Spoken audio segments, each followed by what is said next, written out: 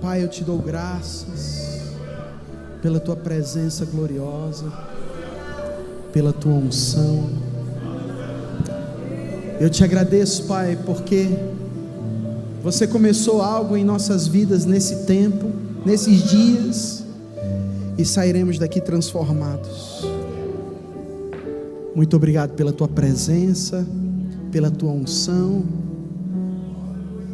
pela tua palavra e pela unção coletiva nesse lugar, em nome de Jesus, amém.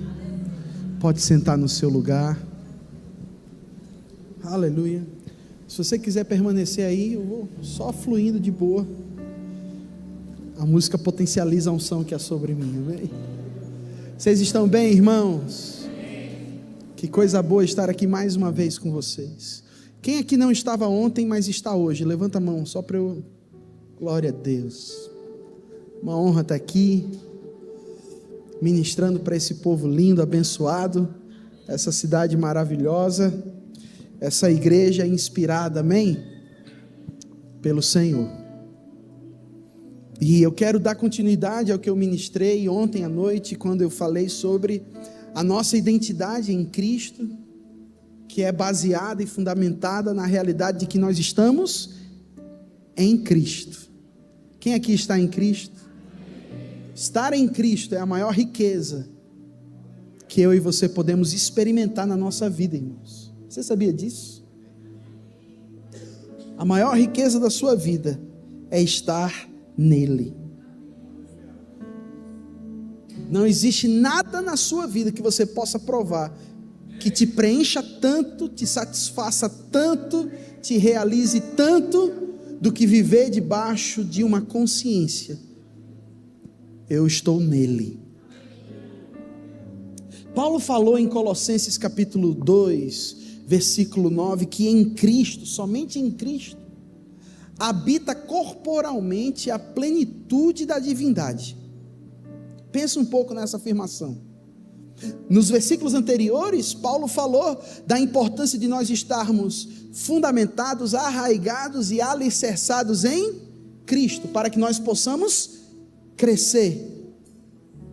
Estar em Cristo é a força e a estrutura necessária que nós precisamos na vida para crescer, o crescimento que vem de Deus. Sua alegria muito me contagia. Paulo falou: olha, estejam alicerçados, edificados nele, firmados na fé, como vocês foram instruídos. Quantos aqui estão sendo instruídos por meio dessa igreja, pelo rema, por essa palavra sobre como andar em Cristo? Aí Paulo diz: para que vocês transbordem, oh aleluia, em ações de graças a Deus. Sabe, eu quero te encorajar a você aprender até essa prática de transbordar, ou seja, ficar cheio até a plenitude, até não caber em você mesmo, e quem chegar perto de você, aprenda a experimentar daquilo que você carrega, porque você está transbordando. De que eu estou transbordando? De gratidão. Pelo quê? Pela revelação do que eu possuo. Transbordando em ações de graças. Mas sabe que Paulo também dá uma sinalização aos cristãos, para eles terem cuidado, para não entrarem em um lugar de legalismo, de falsa ou pretensa religiosidade, aonde nós estamos fundamentados em tudo, menos naquilo que realmente importa, que é Cristo. Ele diz: cuidado, para que vocês não sejam escravizados. Lembra que Paulo falou em Gálatas 5:1, Gálatas 5, sobre a importância de nós andarmos na liberdade que foi conquistada por nós? Andai na liberdade, ande na liberdade que foi conquistada por vocês. Não sejam mais prisioneiros, porque vocês agora são livres. A gente pode nascer de novo, irmãos, mas ainda estar aprisionado numa consciência que nos escraviza. E.W. Kenyon dizia que existem dois tipos de consciência que um cristão pode ter em sua vida. Ou o homem tem a consciência, ou o nascido de novo tem consciência da justiça, ou ele tem a consciência do pecado. Preste atenção, é batata. Ou nós estamos crescendo na consciência da justiça, e eu quero te lembrar que você não cresce, você não pede a Deus, ou você não vai se justificando pouco a pouco. O crescimento espiritual é progressivo. A revelação de quem nós somos, temos e podemos é progressiva, mas a nossa posição é definitiva. Você não está nascendo de novo pouco a pouco. Você não está se tornando justo pouco a pouco. Olha para a pessoa que está do seu lado e fala para ela: daqui a 1 zilhão de anos, você ainda continua sendo o que você é hoje. Justo.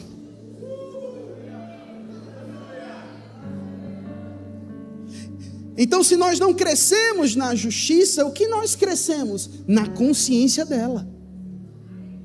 Quanto mais eu estou exposto à revelação de que eu sou justo, e vamos nos lembrar o que é ser justo? É ser amado, aceito por Deus. É ser considerado livre daquilo que te prendia. É uma posição que te coloca de pé na presença de Deus, com confiança, porque tal Ele é, nós somos. Tenho a mesma natureza, a mesma identidade, a mesma condição, porque sou filho no plano original de Deus. E essa posição original que foi perdida por meio de um homem, foi restaurada por meio do último homem, Cristo. Então, ou nós estamos crescendo na consciência do que somos, e não existe alegria maior na vida do que saber que somos justos. Sou aceito.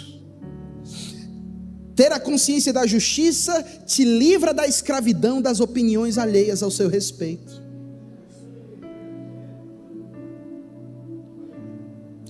Ter a consciência da justiça te liberta da necessidade de fazer algo para ser algo. Ter a consciência da justiça faz você entender que você já é o que você tanto sonha ser. E quanto mais consciente da justiça, mais confiança eu tenho de estar na presença de Deus.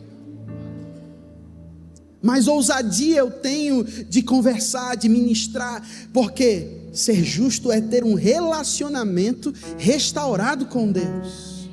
A minha relação foi restaurada. Outrora inimigo, agora amigo. Outrora escravo do pecado, agora escravo da justiça. Outrora condenado ao inferno eternamente, agora vivo eternamente na presença dele. Outrora pecador, agora justo. Eu e você não deveríamos tentar ser justos. Você já viu pessoas que são assim? Você pergunta para ela: meu irmão, você é justo? Ele diz: eu estou tentando, estou me esforçando, um dia eu consigo. Não, ela não entendeu o Evangelho. Lembra Romanos 1, 16, 17? Eu não me envergonho do Evangelho, porque o Evangelho é o poder de Deus para a salvação de todo aquele que nele crê, tanto do judeu como do gentil, porque no Evangelho, nas notícias boas, nos é revelado a justiça de Deus, de fé em fé, como está escrito: o justo vive ou viverá pela sua fé. Fé em quê? De que aquilo que Deus em Cristo realizou, resolveu aquilo que te comprometia. E agora a nossa vida é pela fé, porque temos confiança de que aquilo que Deus diz em sua palavra é a verdade, independente do que sentimos ou pensamos. Amém, irmãos? O Evangelho restaura a nossa condição de vivermos na presença dEle. Mas a falta da consciência da justiça vai fazer com que eu e você vivamos debaixo de uma consciência de pecado. Ou nós temos confiança na presença de Deus, ou nós estamos sempre com aquele sentimento de estar com a conta comprometida, o nome no Serasa. Já viu uma pessoa que está, irmãos, com o seu nome sujo? Ela não tem confiança. Se alguém liga para ela, ela já repreende. nem quer atender a ligação, porque tem medo dos credores. Oi, som, teste, 1, 2. Eu me lembro quando eu tinha 18 anos de idade, recebi um cartão de crédito na minha casa, nem sabia, irmãos, sobre administração, sobre finanças, não misturava lé com cré. E eu recebi um cartão de crédito que tinha um limite de R$1.000 na época, 2.000. Eu falei, pronto, é meu. Eu gastei e só me esqueceram de avisar que no mês seguinte vinha a fatura. Eu paguei na primeira parcela, segunda, na terceira atrasei, na quarta só paguei o juro dos juros, os juros da parcela, e no final eu estava numa condição desfavorável, um nome sujo no Serasa. Mas eu vi um jingle, uma propaganda na TV que dizia: quem disse que não dá, a Fininvest dá. Então eu peguei um empréstimo na Fininvest para pagar a fatura do cartão, e aí eu não consegui pagar nem a fatura do cartão, nem o empréstimo. E eu não tinha estrutura emocional, nem maturidade para administrar o fato de ter o meu nome comprometido. E fiquei preocupado, ansioso, desanimado com aquela situação. E um amigo meu, percebendo a minha condição, me perguntou: André, o que você está passando? E eu falei para ele. Ele falou: junte todas as suas contas, pegue todas as suas faturas, e eu vou pagar todas elas. Mas eu vou te ensinar a você nunca mais entrar nesse lugar. Pegue todas as suas contas e eu vou pagar. E ele pagou todas as minhas contas. E eu paguei todas as contas que eu devia, e legalmente o meu nome tinha que sair do Serasa. E eu havia aprendido uma verdade fundamental na matéria Justiça de Deus no Rema: uma dívida paga não pode ser paga 2 vezes. Então me ligaram novamente cobrando a mesma fatura. Mas quando você tem consciência de que a sua conta foi paga, agora você atende o telefone com confiança. Então quando me ligaram, eu falei: quê? Minha conta está paga. Se ligar de novo me cobrando, eu vou atrás dos meus direitos. Nunca mais me ligaram. Porque quando eu e você temos consciência de que a nossa dívida foi paga, quando o acusador inimigo da nossa alma tenta nos lembrar a fatura que tínhamos, nós nos lembramos, ou lembramos a ele, aquele que pagou a nossa fatura. Olha aí para a pessoa que está do seu lado e fala para ele: a sua fatura foi paga, seu nome saiu do Serasa, e agora você é livre da vergonha, e você pode viver com ousadia e confiança. Quantos podem dar um brado de júbilo? Mas sem a consciência da justiça, a gente sempre está vivendo com um senso de dívida para com Deus. E o que esse sentimento promove na nossa vida? Falta de ousadia, de coragem, falta de leveza. E sabe como é que muitos cristãos vivem o evangelho? Carregado, pesado, sempre com a sensação de que está devendo alguma coisa para Deus, sempre com aquela sensação de que o diabo sabe o que você fez no verão passado.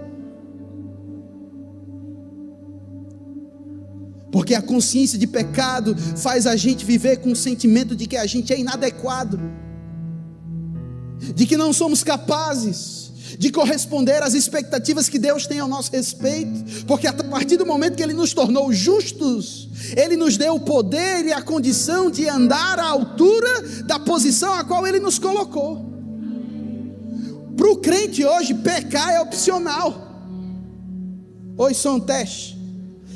É um acidente, não é mais a nossa condição. O pecado, ele não é mera ignorância, gente, que pode ser vencida pela educação. Tem gente muito educada, muito intelectual, mas intelectualidade não te livra do poder do pecado. Pecado não é vencido pelo intelecto. não é vencido pela educação. Pecado é muito mais do que maus hábitos que podem ser vencidos pela prática das disciplinas morais. Você pode acordar todo dia 4h55 da manhã, porque tem gente que gosta de acordar nos horários quebrados. Você pode acordar todo dia 4h50 da manhã, tomar um banho gelado, fazer as suas orações, fazer tudo aquilo que você acredita que tem que fazer, mas você não vence o pecado por disciplina moral.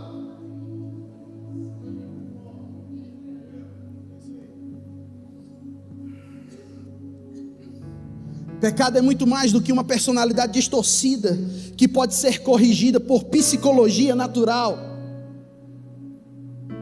Você não vence o pecado com psicologia, nem com terapia, e não estou desfazendo e desqualificando a importância da terapia, desde que esteja alinhado com os valores que você acredita. O pecado é vencido como? Com a revelação de que você já tem o poder que te liberta. Paulo diz em Romanos, oh aleluia, eu estou sendo inspirado, você está animado, eu estou pregando bem, gente. Eu estou voltando agora, irmãos. Me perdoa aí. Eu estou me sentindo em casa. Parece que eu estou ministrando como se eu estivesse lá em Floripa. Posso fazer isso, pastor? Paulo diz em Romanos 6, versículo 4, portanto, peraí, vamos para o versículo 1. Então qual seria a conclusão? Nós devemos continuar pecando a fim de que a graça seja ainda mais ressaltada? De jeito nenhum. Se Paulo fosse nordestino, ele dizia, vala-me Cristo. Nós que morremos para o pecado, como é possível desejar viver sob o seu jugo?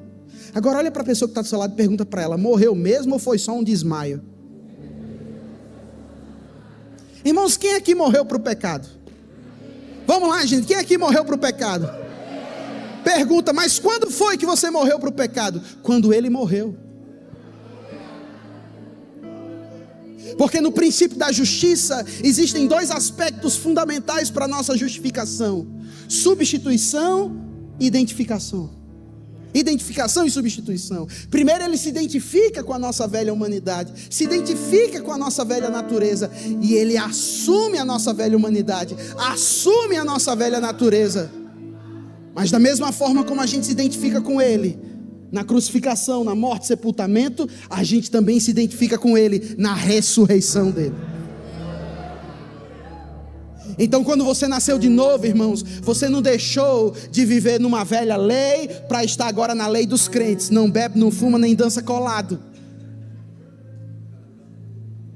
Você nasceu de novo. Um novo homem se levantou com uma nova propensão no coração, com uma nova disposição espiritual. Seu espírito não foi remendado, não foi recalchutado. Sabe, irmãos, uma vez um irmão me levou numa loja dele de recalchutamento de pneus. E o processo é incrível. Você pega uma carcaça velha e passa por todo um processo de melhoramento, até chegar ao final do processo e parecer como novo. Parece como novo, mas não tem a garantia do novo, não tem a resistência do novo, não tem a mesma qualidade do novo. É recalchutado. Você não foi recalchutado. Eu e você fomos recriados.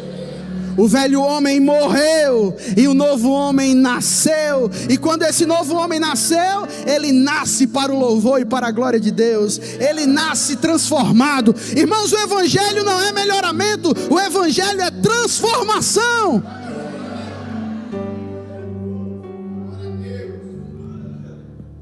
O evangelho nos liberta daquilo que nos prendia.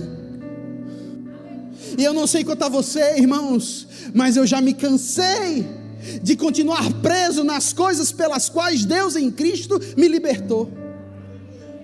Eu não preciso ser mais escravo da minha personalidade. É porque eu sou assim mesmo. Mas quando você nasceu de novo, Deus não mudou a sua personalidade. Você continua sendo quem você era, com as características que você possui, Mas essa personalidade agora tem o poder de estar alinhada, de estar renovada, de acordo com a nova personalidade em Cristo. Oh, aleluia. Versículo 4: portanto nós fomos sepultados com ele na morte pelo batismo, para que como Cristo foi ressuscitado dentre os mortos, assim, mediante a glória do Pai, assim também andemos em novidade de vida. Não, vou falar mais uma vez. Assim também andemos nós em novidade de vida. Então olha para a pessoa que está do seu lado e fala para ele: ei, a vida é novidade agora. Irmãos, quantos acreditam, sejam honestos comigo, quantos acreditam que todos os dias quando nós acordamos, um novo dia nasceu? Mas quantos também acreditam que quando a gente acorda, a novidade de vida também está lá disponível? Irmãos, todo dia tem vida nova para a gente.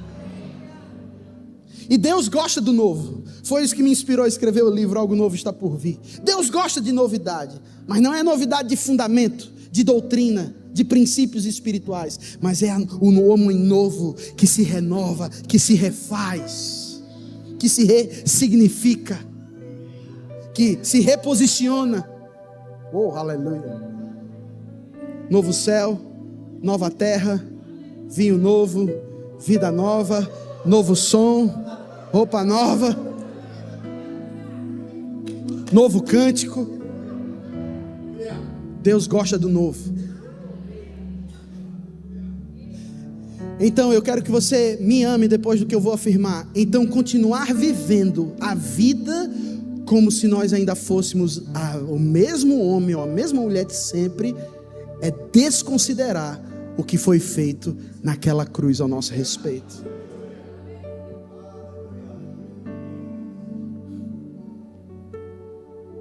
Todo dia quando a gente acorda, tem vida nova esperando por nós. Oh, aleluia. E eu quero te lembrar,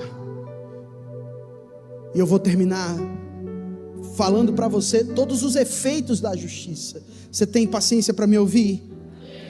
Aleluia. Abre a sua Bíblia, por favor, em Colossenses 1, do 9 ao 12. Eu estou tão encorajado com essa verdade.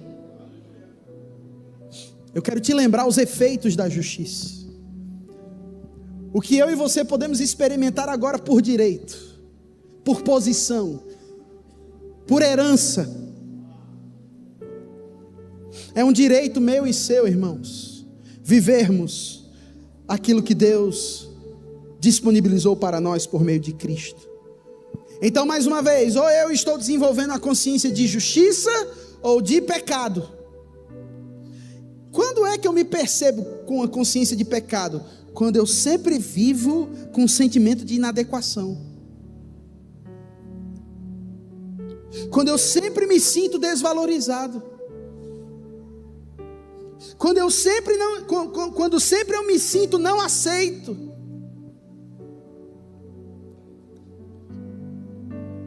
Quando eu estou sempre dando desculpas para não liberar o potencial que eu carrego. Quando eu me torno vitimista. É o governo, o problema é o governo. O problema é a cidade onde eu nasci.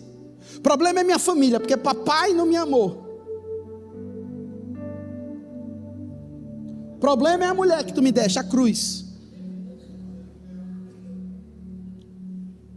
O problema é meu trabalho. Como é que a gente vive com esse salário? O problema é o pastor, que não percebe o meu chamado. Eu só quero te lembrar que quem vive dessa forma, vive como se não fosse nascer de novo.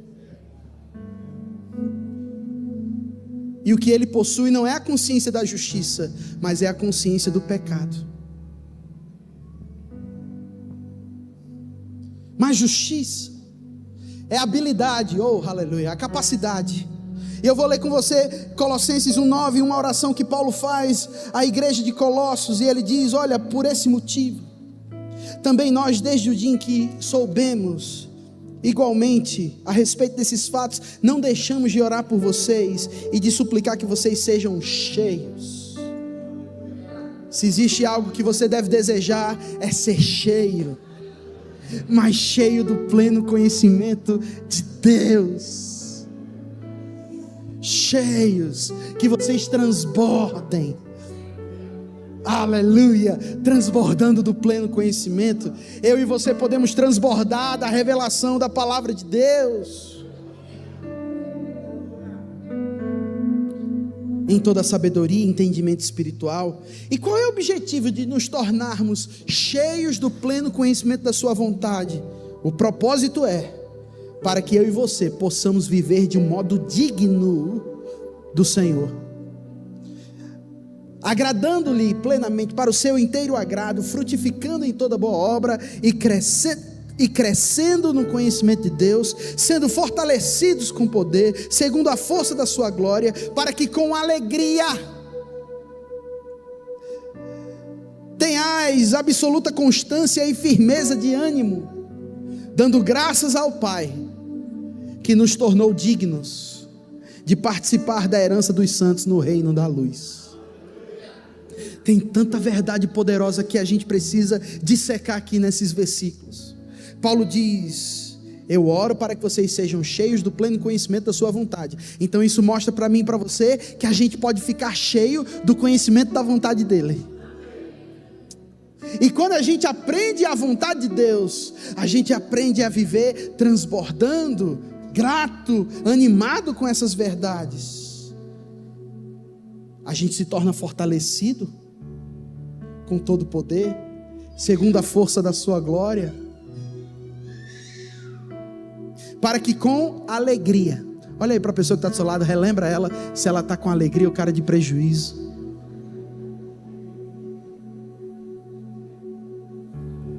Irmãos, deixa eu dizer uma coisa, Deus me chamou para ser um mensageiro da alegria. Cara de prejuízo é cumprimento do meu propósito. Deus me chamou para inspirar as pessoas a rir, mas não é uma risada ou não é uma alegria superficial, é por causa da revelação de quem somos, temos e podemos. Então Paulo diz, para que vocês tenham alegria e tenham absoluta constância e firmeza de ânimo, meu Deus, dando graças ao Pai que nos tornou dignos. Olha que coisa poderosa, quantas vezes, irmãos, eu vivi comigo mesmo, lidando com um sentimento de indignidade, de incapacidade, insuficiência, insatisfação. Irmãos, deixa eu dizer algo em nome de Jesus, se nós vivemos o tempo inteiro com esse senso de indignidade, incapacidade, insuficiência, insatisfação, a gente não está entendendo a mensagem do Evangelho, ou não estamos conscientes da justiça que nos foi dada em Cristo. Mas eu quero te lembrar os efeitos da justiça. Um dos efeitos da justiça é que a justiça restaura ao homem tudo o que ele perdeu na queda. Mais um novo relacionamento como um filho, com todos os seus privilégios. Eu quero te relembrar, você é filho. Você é filho, você é filho, você tem direitos, privilégios e responsabilidades. Aleluia. Então a primeira coisa que a justiça restaura é a posição correta.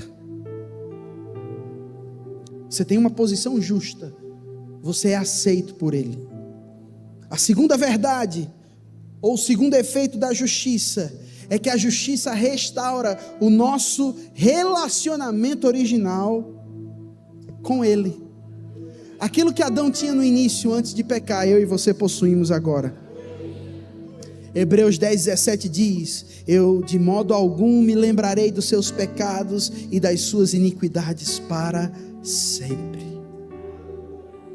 Outra coisa que a justiça restaura, a comunhão perdida. Outrora sem comunhão, mas agora cheios de comunhão. 1 Coríntios 1:9, fiel é Deus, que em Cristo Jesus, que foste chamados à comunhão do seu Filho Cristo Jesus, nosso Senhor. Outro efeito da justiça Isso é muito importante, o que eu vou dizer agora. A justiça restaura a paz.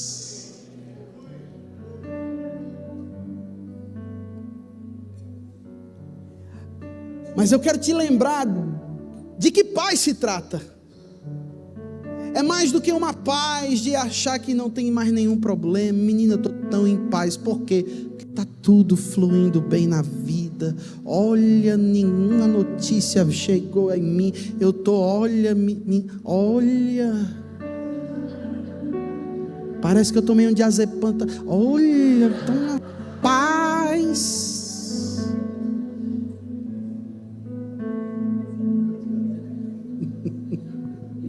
Recebe rindo e a faca vai entrando.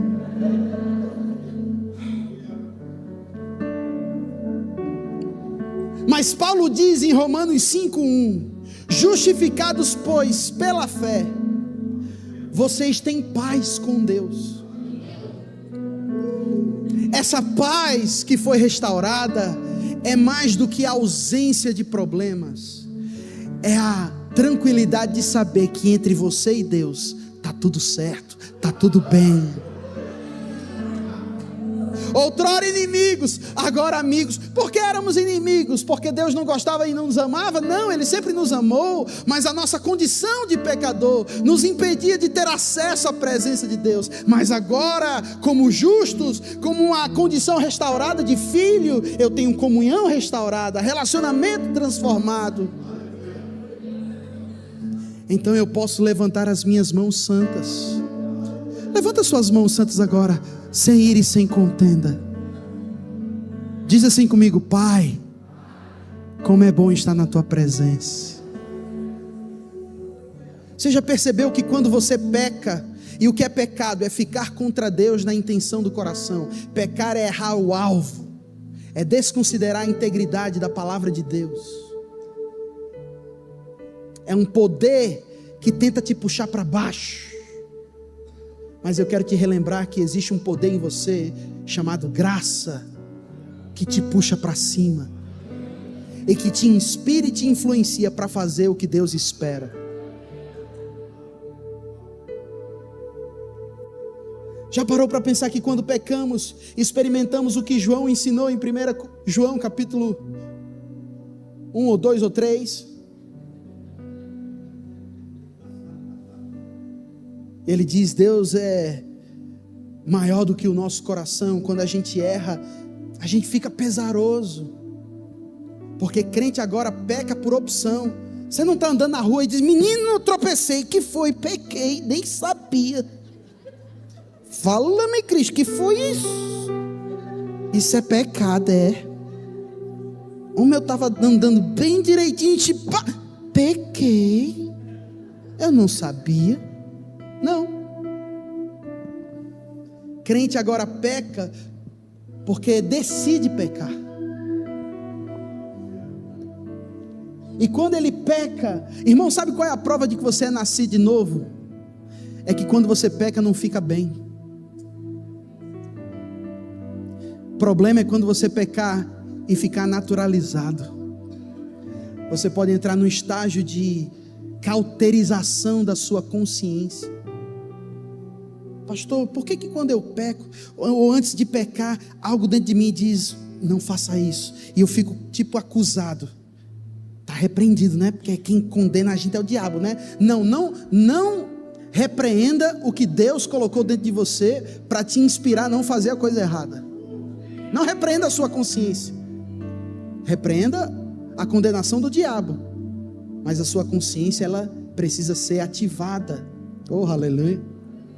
Então quando você vai pecar ao tomar a decisão errada, ou quando você vive com um senso de indignidade, tua consciência é sempre pesarosa, isso é uma coisa boa. Ajusta, faz o que é certo, porque se nos arrependermos, nós temos confiança, ousadia de pedir qualquer coisa da parte dele, certo de que receberemos. Vocês estão aqui comigo, irmãos? Então viver com essa consciência da justiça te promove paz. E quando você errar, rapidamente você se arrepende, recebe pela fé o perdão e lembra que você é justo.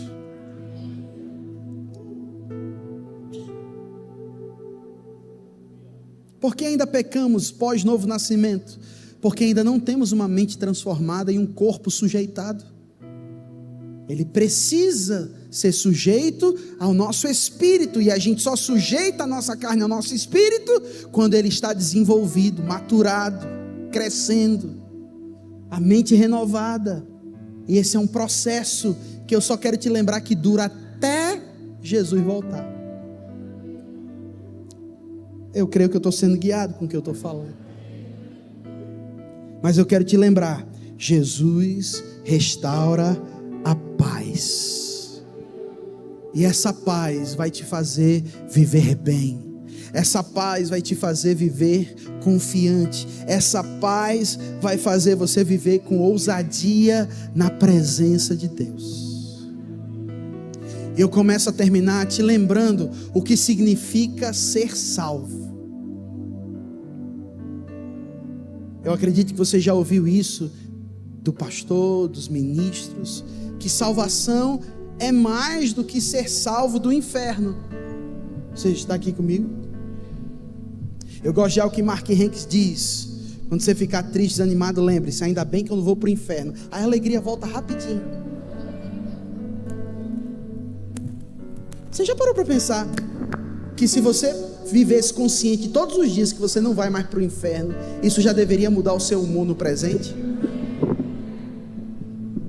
Já é uma coisa muito boa saber que não vai para o inferno, né, irmãos? Hein? Você fica animado? Se não ficar, experimenta ir lá para tu ver. Tô brincando. Então só saber que você é salvo e vai para viver eternamente com Deus já é maravilhoso. Mas eu quero te lembrar que a salvação não está limitada apenas a ser salvo do inferno. Mas a salvação significa cura,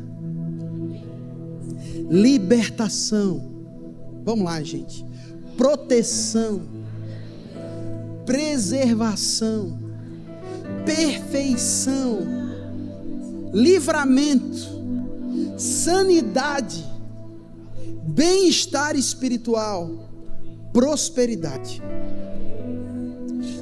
Pessoas me perguntaram após a minha cirurgia: você sabe, eu recebi um diagnóstico de um tumor cerebral, de um tumor maligno no meu cérebro. André, você não ficou desesperado? Não, irmãos, diante de Deus, Deus é minha testemunha, não fiquei desesperado. O medo bateu? Bateu. Sugestão do diabo chegou na minha mente? Chegou.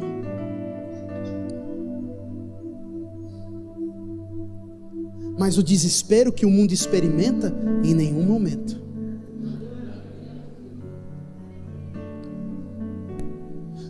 Eu recebi essa notícia de um tumor há 2 anos e meio atrás, em maio de 2022. E sabe como eu vivi esses 2 anos e meio até a cirurgia? Como se nada estivesse acontecendo. A psicologia pode dizer, foi uma fuga. Cada um reage de um jeito às situações, e eu entendo e respeito, mas eu prefiro acreditar que eu experimentei da paz e da salvação, que me dá por direito, por herança, experimentar a paz, a proteção, a preservação, a sanidade. Porque tem gente que quando recebe um diagnóstico mal, a sanidade vai embora. Porque não tem estrutura e revelação do que tem por posição.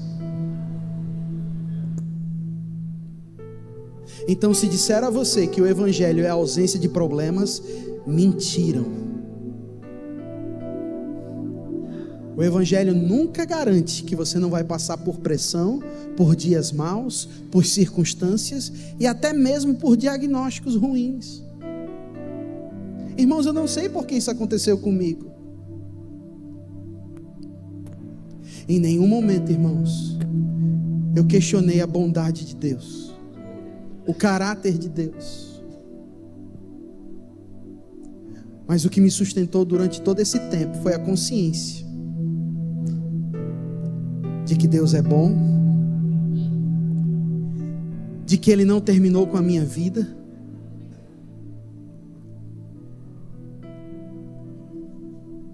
e de que se eu precisasse fazer essa cirurgia eu iria fazer, e a bondade e a mão dele estaria sobre a minha vida.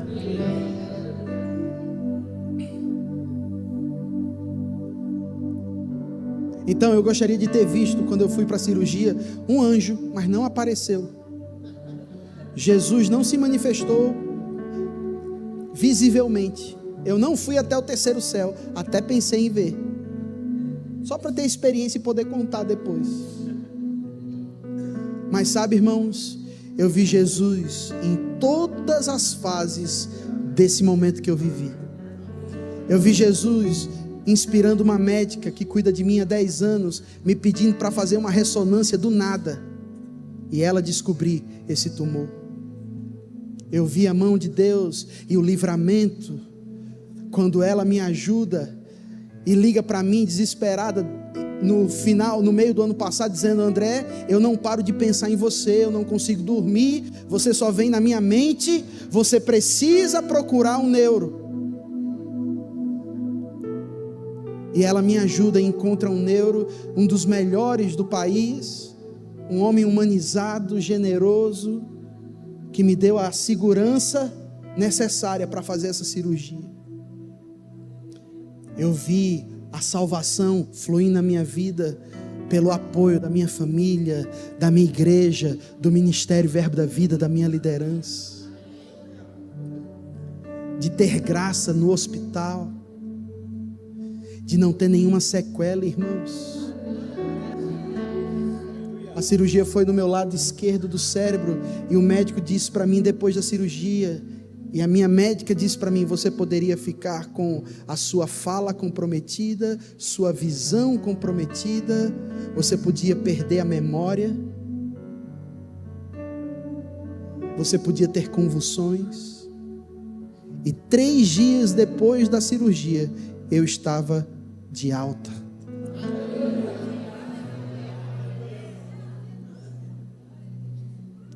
Mas o dia mal chegou. 1 semana depois da cirurgia, eu fiquei com os pontos infeccionados. E eu tive que voltar para Curitiba, fazer uma nova cirurgia, abrir tudo de novo. E depois eu descobri que se eu tivesse aquela infecção e piorasse, eu poderia ter meningite, poderia ter outros problemas. E eu me lembro da pós-cirurgia, deitado na cama, no quarto, uma mensagem, uma ideia, um pensamento intruso chegou. E o diabo só lançou esse pensamento: se acostume, porque agora essa é a sua vida e realidade. E a ansiedade bateu em mim, e eu comecei a ficar agitado, sem conseguir me encontrar na cama. E naquele momento eu me lembrei: isso não vem de Deus. E eu repreendi aquele pensamento e comecei a me lembrar: sou justo, e faz parte do pacote cura, libertação, proteção, preservação, perfeição, livramento, sanidade. Irmãos, eu declaro em nome de Jesus, se existem pessoas aqui nessa noite que não estão conseguindo dormir, você vai dormir. Você vai dormir como nunca antes. Sabe por quê? Porque o justo tem direito a dormir bem.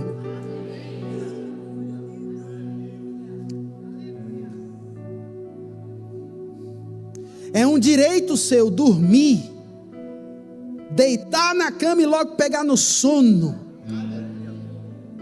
É direito seu, porque justo dorme bem. Justo tem direito a viver em paz. Justo tem direito a viver em alegria, porque nós estamos colocados no reino, como Paulo falou em Romanos 14:17, que não está baseado em coisas naturais, comida ou bebida, mas justiça, paz e alegria no Espírito Santo.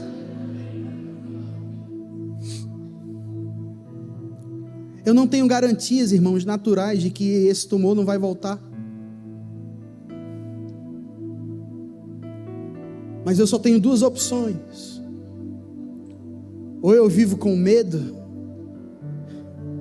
do que pode me acontecer, ou eu confio naquilo que Deus diz ao meu respeito. Durmo em paz, acordo animado e vivo a minha vida exatamente como Deus diz. Você é abençoado, você é curado, você é justo. Fica de pé, irmãos.